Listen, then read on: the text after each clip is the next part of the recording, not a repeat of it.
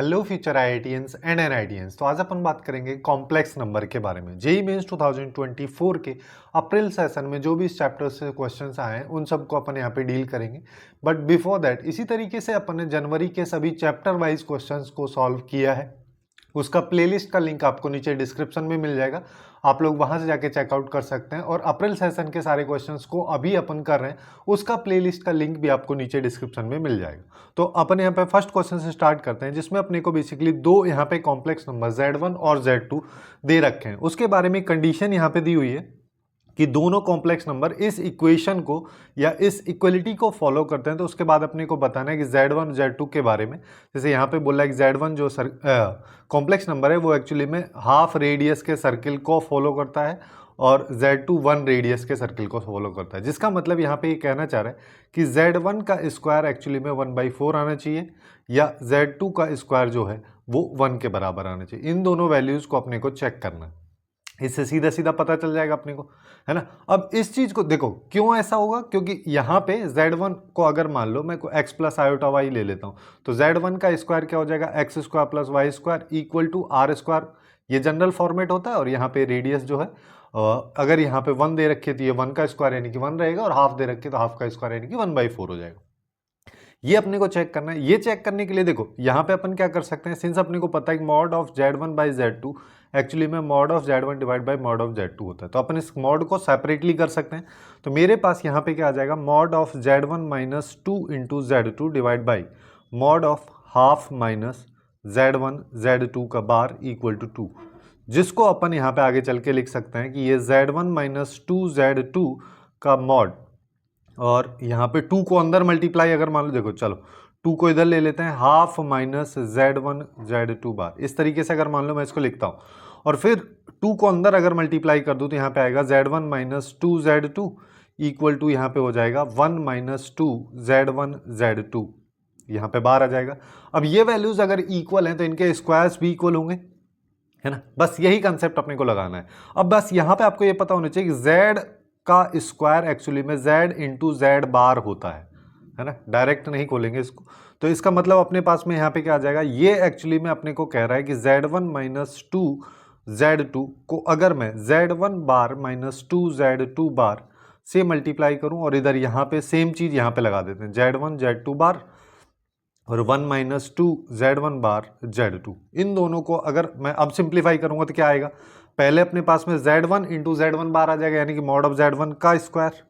Similarly यहाँ पे आ जाएगा 2 इंटू 4 और Z2 का स्क्वायर हो जाएगा, माइनस यहाँ पे क्या आएगा, यहाँ पे देखोगे तो यहाँ पे आएगा माइनस साइन के साथ में -2 Z2 Z1 बार और -2 Z1 Z2 बार, ये अपने पास में आएगा। सिमिलरली राइट साइड में आ जाते हैं। राइट साइड में देखोगे तो 1 का स्क्वायर 1 हो जाएगा, और यहाँ पे इसका स्क्वायर करेंगे तो ये 4 हो जाएगा, और ये हो जाएगा Z1 स्क्वायर Z2 का बार का स्क्वायर। देखो अब यहाँ पे फिर से एक और प्रॉपर्टी काम आएगी। वो प्रॉपर्टी क्या है, वो प्रॉपर्टी है कि अगर हम Z1 के बार का स्क्वायर निकालते, ये एक्चुअली में Z1 के बार के स्क्वायर के बराबर ही होता है ना। इसी वजह से डायरेक्ट मैंने ये वैल्यूज यहाँ पे लिख दी हैं। और फिर यहाँ पे आएगा -2 Z1 Z2 बार -2 Z1 बार Z2। इस वैल्यू को सेपरेट कर देते हैं। अब यहाँ पे अगर मान लो अपन देखते हैं ये वैल्यू और ये वैल्यू दोनों एक दूसरे को कैंसिल कर देंगी, तो अपने पास में क्या बच रहा है, मेरे पास यहाँ पे बच रहा है Z1 का स्क्वायर, और सारी वैल्यूज को देखो जो राइट साइड में सबको लेफ्ट में ले आता हूँ, -1 को पहले लिख दिया, यहाँ पे आएगा +4 Z2 के बार का Z2 के मॉड का स्क्वायर माइनस यहाँ पे आ जाएगा 4 इंटू Z1 स्क्वायर Z2 का स्क्वायर इक्वल टू 0। अब देखो यहां से अगर मैं 4Z2 स्क्वायर कॉमन लिया तो मेरे पास में क्या बचेगा, है ना, यहाँ पे बचेगा 1 माइनस Z1 का स्क्वायर। ठीक है, तो मैं यहाँ पे एक्चुअली में माइनस कॉमन ले लेता हूं, तो यहाँ पे बनेगा Z1 स्क्वायर -4 इक्वल टू 0। ऐसा मैंने क्यों किया, क्योंकि मेरे पास यहाँ पे ऑलरेडी ये वैल्यू Z1 का स्क्वायर ये बनी हुई है ना। अब अपन यहाँ पे क्या करेंगे, इसको कॉमन ले लेते हैं, Z1 स्क्वायर -1, इसको कॉमन यहाँ पे लिया तो यहाँ पे क्या आया 1 माइनस 4 इंटू Z2 के मॉड का स्क्वायर इक्वल टू 0। अब देखो अब यहाँ पे कंडीशंस क्या होती है, या तो ये 0 हो या ये 0 हो, जिसका मतलब बीच में लगेगा और। तो पहली कंडीशन ये 0 कर दे, Z1 के स्क्वायर -1 इक्वल टू 0, है ना, जिसका मतलब Z1 का मॉड का स्क्वायर इक्वल टू 1। ये अपनी पहली कंडीशन निकल के आ गई। सिमिलरली दूसरी कंडीशन से ये वैल्यू अपने पास में आ जाएगी जो कि आर स्क्वायर के बराबर होती है, जैसा कि अपन स्टार्टिंग में यहां पे देखे थे, जिसका मतलब मैं यहां पे बोल सकता हूं या तो Z1 पहले वाले एक सर्किल में लाई करता है जिसकी रेडियस 1 है, या Z2 एक सर्किल में लाई करता है जिसकी रेडियस हाफ है। तो अपने पास इस क्वेश्चन का जो करेक्ट आंसर है वो निकल के आ जाएगा बी। ठीक है, दोनों नहीं होंगे, दोनों में से कोई एक भी होगा तो चल जाएगा। अब नेक्स्ट क्वेश्चन की तरफ चलते हैं। नेक्स्ट क्वेश्चन को अगर अपन देखें तो यहाँ पे काफी कॉम्प्लिकेटेड टाइप का लग रहा है। इसमें अपने को दो स्टेटमेंट दिए हैं और दोनों स्टेटमेंट्स को अपने को बताना है कौन सा ट्रू है कौन सा फॉल्स है, उसके बेसिस पे ऑप्शंस वगैरह यहाँ पे टिक करने रहते हैं। अब देखो यहाँ पे अपने को क्या बोला है, यहाँ पे अपने को बोला है कि अपने पास कोई भी दो कॉम्प्लेक्स नंबर है, बस कंडीशन ये कि वो दोनों कॉम्प्लेक्स नंबर नॉन जीरो होने चाहिए, वो Z1 और Z2 इसने मान रखे हैं। तो क्या वो इस कंडीशन को फॉलो करेंगे, पहला स्टेटमेंट ये है।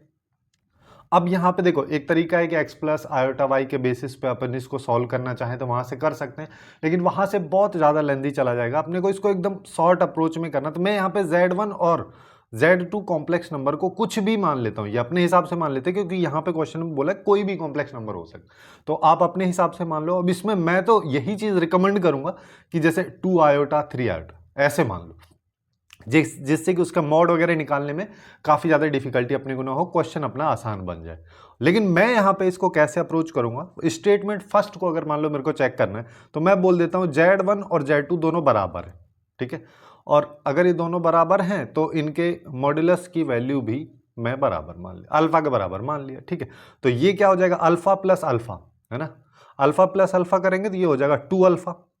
और यहां पे देखोगे तो यहां पे क्या आएगा, यहां पे आ जाएगा 2 इंटू यहां पे Z1 और divide by mod of Z1, और पूरे पे फिर मॉड लगा हुआ है ना। इस वैल्यू को निकाल लेते हैं, इस वैल्यू को निकालोगे तो ये क्या हो जाएगा 2 इंटू ये 2 बाहर आ गया और ऊपर भी Z1 हो गया, नीचे भी Z1 हो, ये खत्म हो गया, मतलब यहां पे 4 आ रहा है।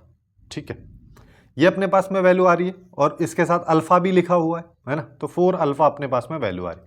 यही चीज मेरे को राइट साइड से चेक करनी है। अब Z1 Z2 को मैंने अल्फा बोल रखा है, उनके मैग्नीट्यूड को या मॉड्यूलस को, तो अपन यहाँ पे बोल देंगे अल्फा प्लस अल्फा 2 अल्फा, और 2 अल्फा इंटू 2 करेंगे तो ये 4 अल्फा, दोनों वैल्यूज बराबर आ रहे, तो अपन बोल सकते हैं पहला स्टेटमेंट अपना सही है। अब इसी चीज को सेकंड स्टेटमेंट में कैसे अप्लाई करें, सेकंड स्टेटमेंट कुछ अलग टाइप का है। यहां पे क्या बोला है कि अब अपने पास में 3 डिस्टिंक्ट कॉम्प्लेक्स नंबर है, अलग अलग 3 complex number X Y Z दे रखे हैं, और ए बी सी अपने पास 3 पॉजिटिव वैल्यूज हैं, और कुछ इस तरीके से हैं कि वो सब इस चीज को फॉलो करते हैं, इस इक्वेशन को फॉलो करते हैं।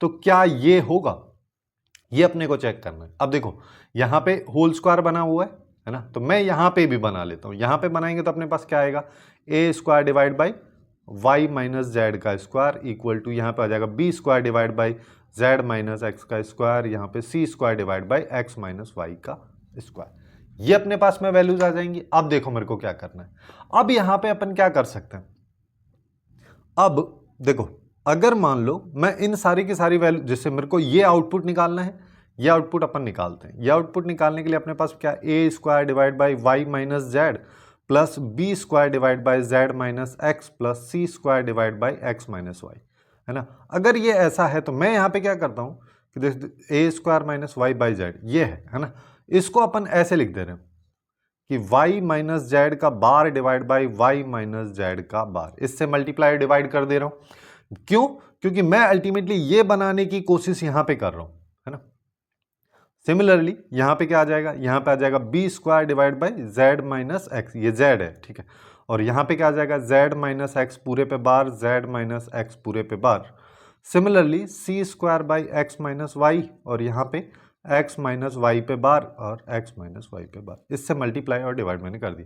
अब यहाँ पे आपको एक प्रॉपर्टी पता होनी चाहिए कि अगर मान लो मैं यहाँ पे z1 प्लस माइनस z2 इस पे बार कर रहा हूँ, तो इसको अपन z1 plus minus bar of z इस तरीके से सेपरेट भी कर सकते हैं, है ना। और उससे पहले एक चीज देखो, y माइनस जेड और y माइनस जेड पे बार, यानी कि ये तो हो गया अगर मान लो मैं कोई भी एक कॉम्प्लेक्स नंबर अल्फा कंसिडर करता हूँ, अल्फा को अल्फा के बार से अगर मैं मल्टीप्लाई करूंगा तो अल्फा का स्क्वायर ये आ जाएगा, है ना। जिसका मतलब मेरे पास नीचे देखो ऊपर क्या बन रहा है, ऊपर बन रहा है ए स्क्वायर, नीचे यहां पे आ जाएगा वाई माइनस जेड का स्क्वायर, और इसके साथ में वाई बार माइनस जेड बार लिख दूंगा इसको, है ना, क्योंकि इस प्रॉपर्टी की हेल्प से। सिमिलरली अब देखो यहां पे ये जो वैल्यू है B square by Z minus x, ये अब अपने पास B square minus Z minus X का होल स्क्वायर, और यहाँ पे आ जाएगा Z bar minus X bar हो जाएगा, और यहाँ पे सी स्क्वायर एक्स, और यहाँ पे आ जाएगा एक्स माइनस वाई का स्क्वायर, और यहाँ पे आएगा एक्स माइनस वाई। अब देखो ये वैल्यू और ये तीनों वैल्यूज तो बराबर हैं, जिसका मतलब तीनों इक्वल है, तो अपन सॉरी बराबर इक्वल है मतलब एक ही तो बात होगी, मतलब मैं यहाँ पे बोलना चाह रहा हूँ तीनों को कॉमन ले सकता हूँ, तीनों को अब मैं यहाँ से कॉमन ले लिया, ठीक है, कोई भी एक वैल्यू को कॉमन ले लें।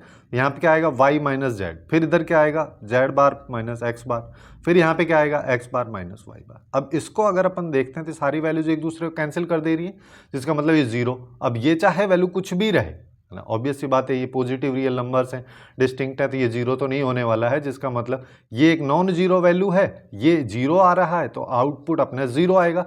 बट क्वेश्चन में बोला है कि ये 1 के बराबर होगा, ये तो कभी पॉसिबल ही नहीं है, इस वजह से सेकंड स्टेटमेंट अपना गलत हो जाएगा और फर्स्ट स्टेटमेंट सही होगा। इस तरीके से इस क्वेश्चन को अपन काफी इजीली अप्रोच कर सकते हैं। अब नेक्स्ट क्वेश्चन की तरफ चलते हैं। नेक्स्ट क्वेश्चन में अपने को बोला है थीटा की जितनी भी पॉसिबल वैल्यूज आती है उन सब का सम का आउटपुट मेरे को बताना है, जब थीटा माइनस पाई से 2 पाई के बीच में है। और वहां पे ये बोला गया थीटा के लिए कंडीशन ये कि ये जो वैल्यू है ये एक्चुअली में प्योरली इमेजनरी है। प्योरली इमेजनरी का मतलब उसका रियल पार्ट जीरो है ना।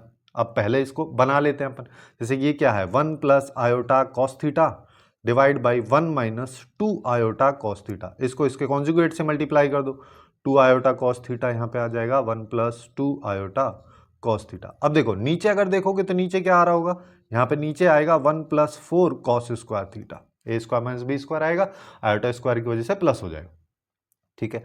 अब मेरे को चाहिए रियल पार्ट को मेरे को जीरो करना है, जिसका मतलब उन टर्म्स को लेना है जहां पे आयोटा नहीं आ रहा होगा।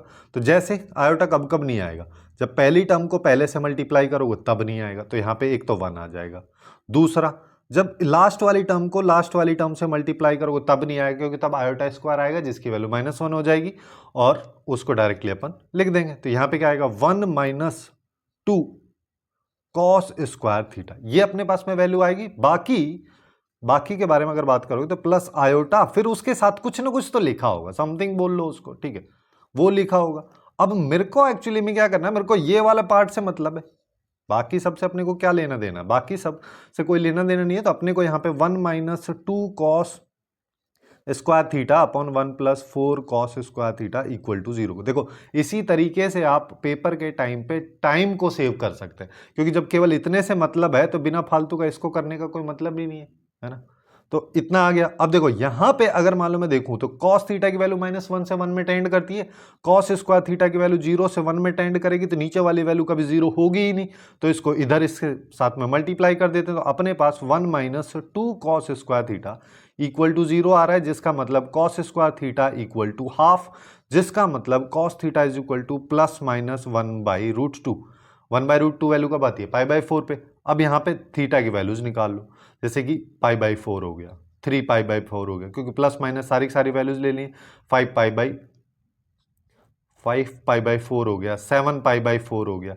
इसके अलावा माइनस में भी है, तो यहाँ पे देखो माइनस पाई तक जा रहा है ना, तो इसके अलावा और क्या क्या हो सकती है यहाँ पे, और देखो उनको ऊपर लिख दे रहा हूँ, वो आ जाएगी -π/4 और -3π/4, है ना। ये सारी के सारी इसकी वैल्यूज है। अब जैसे यहाँ पे पूछ लेता है टोटल नंबर ऑफ सॉल्यूशंस कितना होगा, तो यहाँ पे अपने पास 6 आ जाते, लेकिन इन सब का सम पूछा है, सम निकालोगे तो शुरू के π/4 3π/4 जो वैल्यूज हैं, है ना, ये लास्ट वाली वैल्यूज को कैंसिल कर देंगी, तो केवल अपने पास बच रहा है यहाँ पे 5π/4 प्लस 7π/4, जिसको ऐड करेंगे तो अपने पास आएगा 3π, जो कि इस क्वेश्चन का करेक्ट आंसर अपने पास में निकल के आ जाएगा। काफी आसान क्वेश्चन है ना, इतना कॉम्प्लिकेटेड है भी नहीं। अब नेक्स्ट क्वेश्चन की तरफ चलते हैं। यहाँ पे क्या बोला है कि अब अपने पास z एक कॉम्प्लेक्स नंबर है और ये कंडीशन दी हुई है। इस कंडीशन का मतलब z इक्वल टू अगर x प्लस आयोटा y में ले लूँ तो ये x प्लस 2 प्लस आयोटा का मॉडुलस, यानी कि x प्लस 2 का whole square plus y square equal to 1, ये दिया हुआ है। सिमिलरली यहाँ पे ये क्या बोला है, ये जो कॉम्प्लेक्स नंबर है इसका इमेजिनरी पार्ट अगर मैं कंसिडर करूँ तो वो 1/5 के बराबर है। तो मेरे को यहाँ पे सबसे पहले इसके बारे में बात करनी है, z+1 डिवाइड बाई z+2।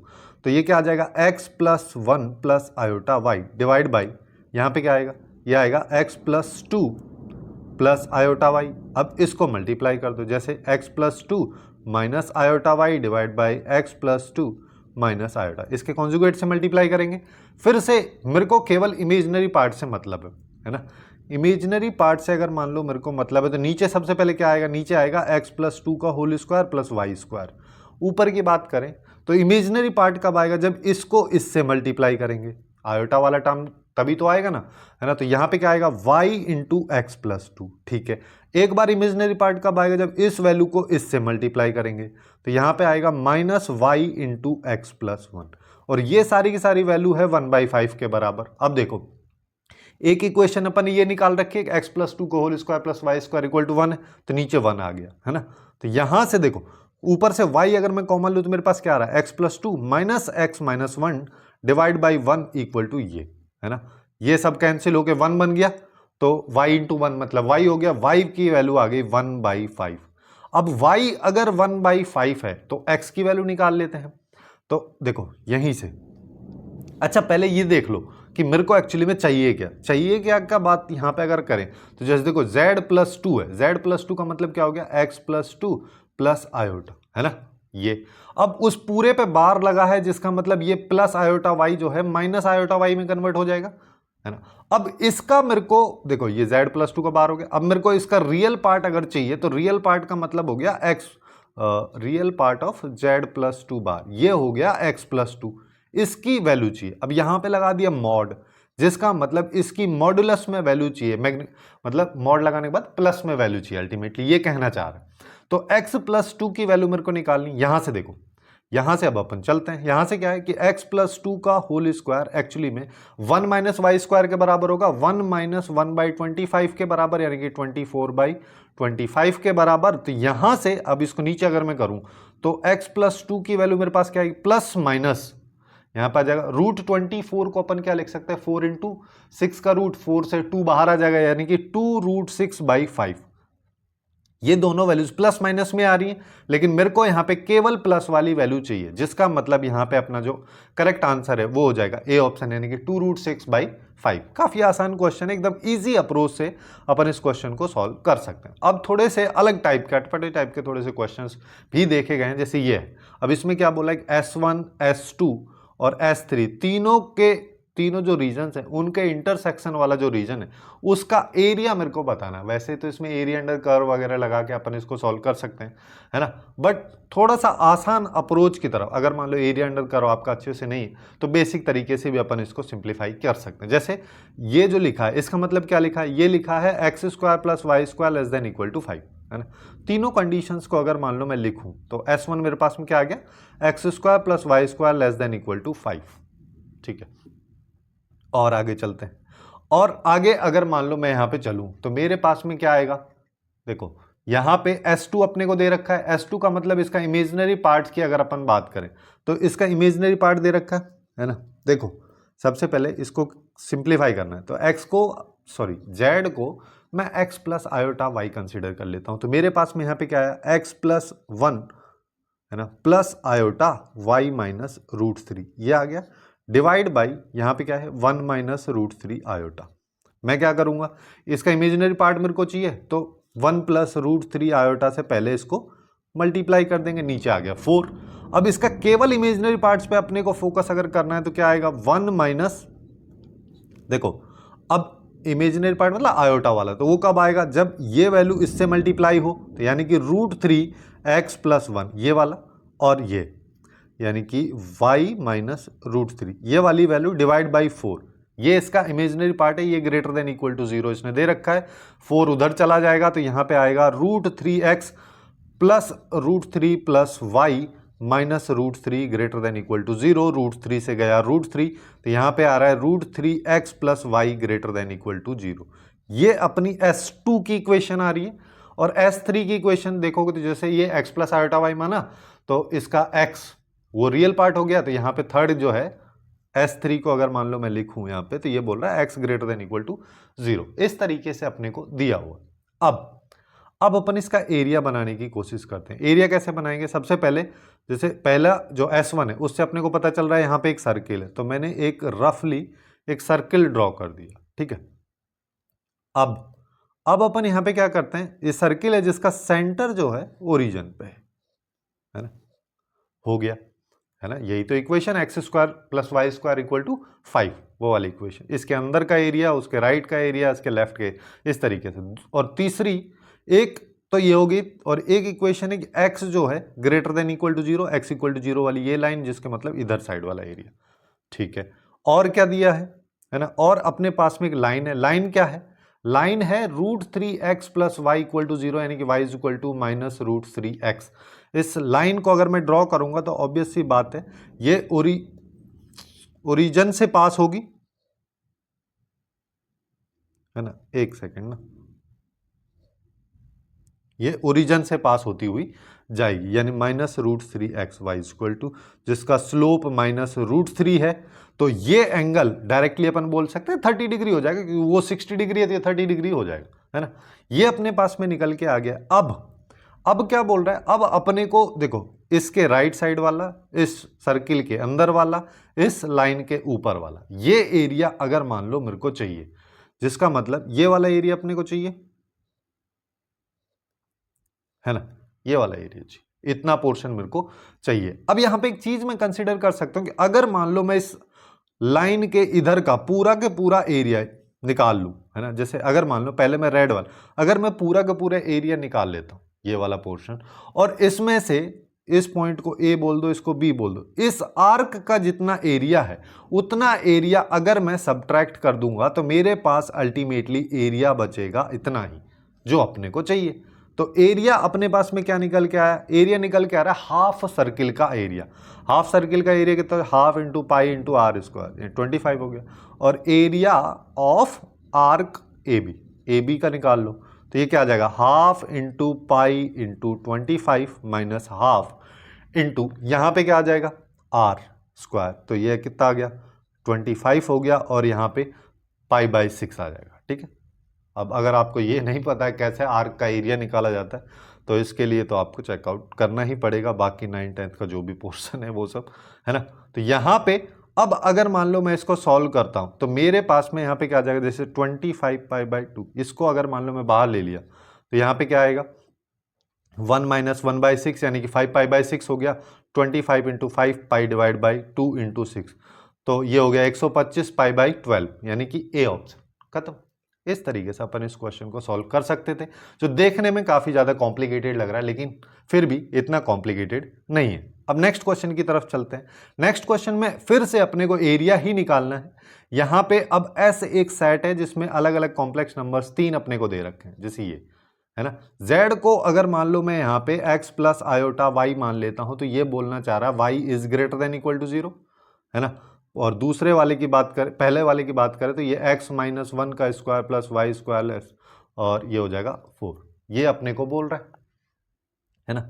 और यहां से भी अपन आगे चलेंगे। देखो, सबसे पहली चीज अपने पास में यहाँ पे क्या आ जाएगा? जैसे अलग अलग सेट है। फर्स्ट कंडीशन को अगर मान लो मैं बोलूं, तो ये आएगा x माइनस 1 का whole square plus y square less than equal to 4। Second condition को थोड़ा सा सिंप्लीफाई कर लेते हैं। थोड़ा सा सिंप्लीफाई अगर मान लो मैं करूंगा, देखो अगर मान लो z मेरे पास में x प्लस आयोटा y है, तो z बार x माइनस आयोटा y हो जाएगा। दोनों को, जैसे देखो यहाँ पे z को अगर मैं x प्लस आयोटा y बोल रहा हूँ, तो z बार x माइनस आयोटा y हो जाएगा। दोनों को प्लस करोगे तो ये वैल्यू 2x हो जाएगी, ये वैल्यू 2y हो जाएगी, है ना। तो अभी अपने पास में क्या आ रहा है? यहाँ पे आएगा 2x प्लस आयोटा के साथ में 2y iota less than equal to 2। तो 2 से 2 निपटा दो, तो यहाँ पे आएगा x minus y less than equal to 1, ये अपने पास में आ रहा है, यानी कि x minus y less than equal to 1 आ रहा है। थर्ड केस को देखोगे तो y greater than equal to 0, ये अपने पास में कंडीशंस आ रही हैं। अब देखो, अब मेरे को क्या करना है? वापिस से वही एक सर्किल हमको ड्रॉ करना है, एक रफ सर्किल मैं ड्रॉ कर देता हूँ यहाँ पे, है ना। और अब देखो, अब अपने को क्या करना है?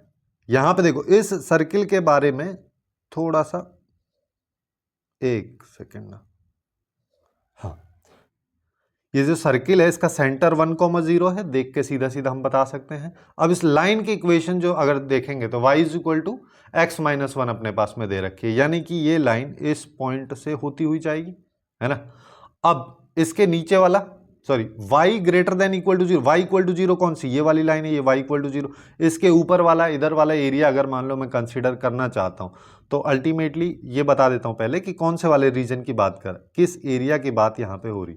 तो अपने को बात हो रही है इस एरिया को निकालना। अब इस एरिया को निकालने के लिए मैं यहां पे ऐसा करता हूं ना, अगर मैं इस हाफ सर्किल का एरिया निकाल लूं और उसमें से इसको ए पॉइंट बोल दो, इसको बी पॉइंट बोल दो, है ना।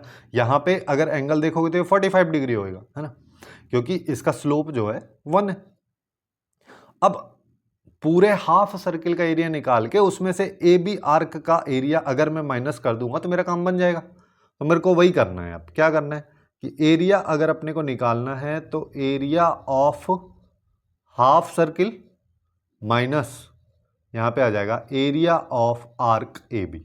तो हाफ सर्किल का area half into pi into r square यानी कि 4 हो गया, और यहां पे आएगा हाफ इंटू, यहां पे कितना आ जाएगा पाई, सॉरी यहां पे आएगा 4 और यहां पे आ जाएगा अपने पास में पाई बाई 4।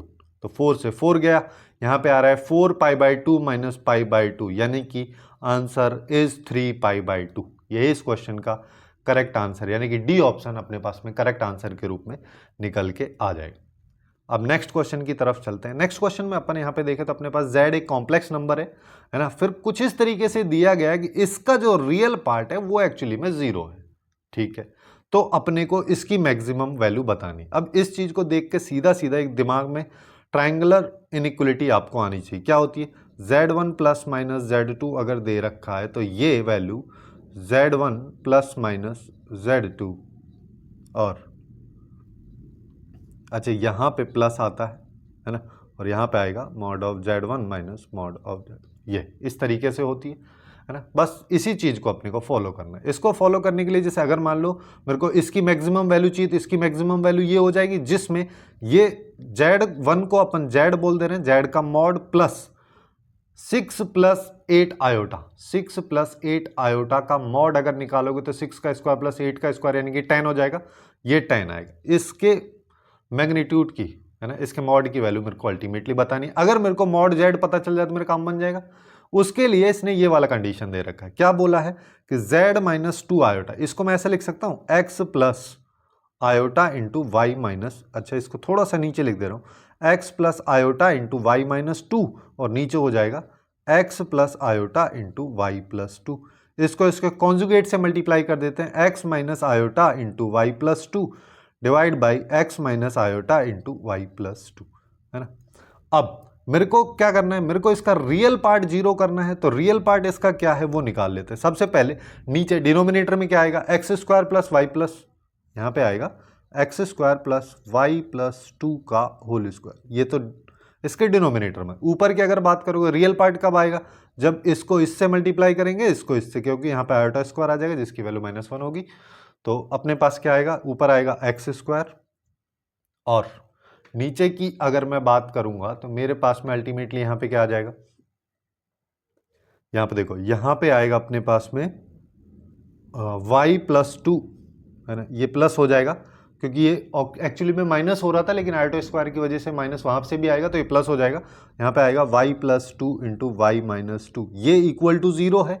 अब यहां पे देखो ये वैल्यू जो है ये इधर चली जाएगी, जिसका मतलब मेरे पास क्या आ रहा है, एक्स स्क्वायर, और ये a plus B into A minus B लिखा है, y square minus 4 equal to 0। या फिर इसको ऐसे बोल लो कि ये जो पोर्शन है ये 0 कब होगा, ये पोर्शन 0 तब होगा जब इसका न्यूमरेटर 0 होगा। एक ही तो पॉसिबिलिटी होती है, ये 0 हो जाएगा। तो ये 0 होने का मतलब x square plus y square equal to 4, है ना। X square plus y square actually में क्या है, मॉड ऑफ जेड का स्क्वायर इक्वल टू 4। तो मॉड ऑफ जेड की वैल्यू 2 आ गई यहां से।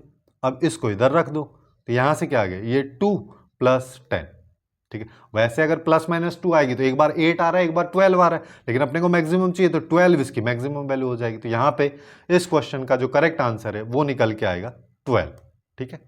अब नेक्स्ट एंड लास्ट क्वेश्चन के बारे में बात करते हैं सेगमेंट का, जिसमें अपने को यहां पे क्या बोला है, देखो यहां पे बोला है अल्फा और बीटा जो है वो एक्चुअली में ये जो इक्वेशन है इसके जो सॉल्यूशंस है, जो रूट्स हैं, उनका सम जो है अल्फा के बराबर है और उनका प्रोडक्ट बीटा के बराबर है।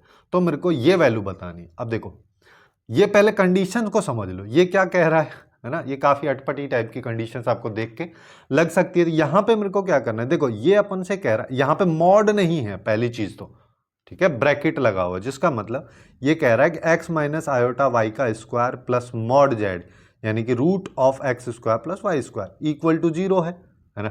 इसको सिंप्लीफाई करोगे तो क्या आएगा, एक्स स्क्वायर आएगा, फिर यहाँ पे माइनस वाई स्क्वायर आएगा, माइनस वाई स्क्वायर आएगा, माइनस 2xy आयोटा के साथ plus x square plus y square equal to 0, ये अपने पास में आएगा। अब देखो ये इक्वल टू अगर 0 है तो इसका मतलब देखो ये है ना, इसको अपन रियल पार्ट और इमेजिनरी पार्ट के रूप में लिख सकते हैं ना, जैसे x square minus y square plus root of x square plus y square और प्लस माइनस 2xy और इसके साथ आयोटा इक्वल टू 0, जिसका मतलब अपने पास में यहां पे क्या आ रहा है 2xy इक्वल टू 0, जिसका मतलब xy इक्वल टू 0, या यहां पे क्या आएगा, या तो x 0 या y 0। अब अपन कंडीशंस ले लेते हैं। पहली कंडीशन कि जब x इक्वल टू 0 होगा, तो अब अपने पास दूसरी कंडीशन क्या, ये वाला है ना, तो इसको ले लो। तो ये क्या आ जाएगा, 0 का स्क्वायर है ना, इसको वाइट से लिखते हैं, यह आ जाएगा 0 का square minus y square plus यहाँ पे क्या आ जाएगा रूट ऑफ 0 का square plus y square equal to 0। तो ये हो गया माइनस वाई स्क्वायर, यहाँ पे आएगा mod y equal to this, है ना।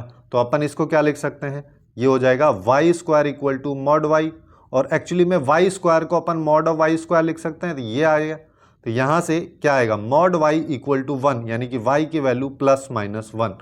अब x की वैल्यू 0 है, y की वैल्यू प्लस माइनस 1 आ रही है, तो कॉम्प्लेक्स नंबर क्या आ रहा है, 0 प्लस आयोटा और 0 माइनस आयोटा, यानी कि आयोटा और माइनस आयोटा, दो वैल्यूज आ गई। अब दूसरी कंडीशन क्या है, y इक्वल टू 0। अब y इक्वल टू 0 अगर मान लो मैं लगाता हूं, तो मेरे पास में यहां पे क्या आएगा, एक्स स्क्वायर माइनस 0 हो गया, प्लस यहां पे क्या आएगा x square plus 0 equal to this, ये क्या आया, x square plus mod x equal to 0। अब यहां पे देखो ये वैल्यू तो हमेशा पॉजिटिव आउटपुट देगी, ये वैल्यू भी हमेशा पॉजिटिव आउटपुट देगी, उसके साथ साथ 0 भी देगा। तो ये पूरी इक्वेशन या फिर लेफ्ट वाला पोर्शन 0 कब होगा, केवल और केवल तब जब x की वैल्यू 0 हो, जिसका मतलब यहां से जो कॉम्प्लेक्स नंबर है वो निकल के क्या आ रहा है, 0 प्लस 0 इंटू आयोटा यानी कि 0 आ रहा है ना। तो z की वैल्यू मेरे पास में क्या आ रही है, 0 आयोटा और माइनस आयोटा। अब क्या बोला है, ये तीनों इस इक्वेशन के सॉल्यूशन है, ठीक है। फिर यहां पे बोला कि अब इसके नॉन जीरो सॉल्यूशंस की अगर मैं बात करूं, यानी कि आयोटा और माइनस आयोटा दो सॉल्यूशंस है। अब इन दोनों का प्रोडक्ट जो है अल्फा के बराबर है, यानी कि माइनस आयोटा स्क्वायर यानी कि प्लस 1, और बीटा की वैल्यू क्या हो जाएगी, सॉरी अल्फा जो है ये एक्चुअली में बीटा है प्रोडक्ट, अल्फा एक्चुअली में सम है, सम करोगे तो 0 आ जाएगा, है ना। तो इसकी वैल्यू अगर निकालो 4 इंटू 1 आ जाएगा यानी कि 4। तो इस तरीके से इस क्वेश्चन को अपन काफी इजीली सॉल्व कर सकते हैं। तो यही थे कुछ इंपॉर्टेंट क्वेश्चंस, है ना। इसके अलावा एक दो क्वेश्चंस और रह गए होंगे जो कि इन कंसेप्ट पे ही बेस्ड हैं, काफी सिमिलर क्वेश्चंस हैं, इस वजह से उनको अपन ने स्किप कर दिया है ना। इसी तरीके से अपन ने बाकी चैप्टर्स को भी यहाँ पे कवर किया है, चाहे वो जेईई मेंस 2024 के जनवरी सेशंस को क्वेश्चंस को लेके हो या अप्रैल वाले सेशंस को, उन सब का प्लेलिस्ट आपको या तो लेफ्ट साइड में दिख रहा होगा या फिर नीचे डिस्क्रिप्शन में भी आपको मिल जाएगा, आप लोग वहां से जाके चेकआउट कर सकते हैं। सो आज के लिए बस इतना ही। Hopefully you guys find it useful, and if you find it useful then please do like, share and subscribe.